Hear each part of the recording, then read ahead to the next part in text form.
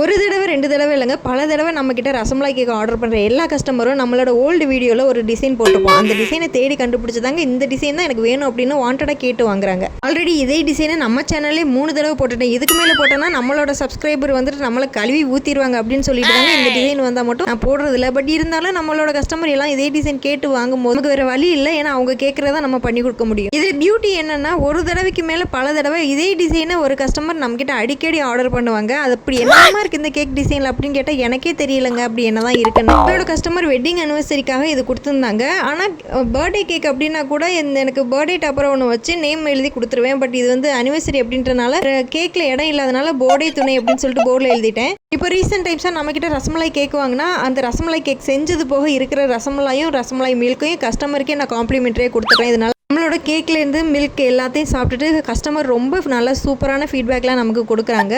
So video பிடிச்சிருந்தா மறக்காமல் like and subscribe பண்ணி சப்போர்ட் பண்ணுங்கள். பாய்.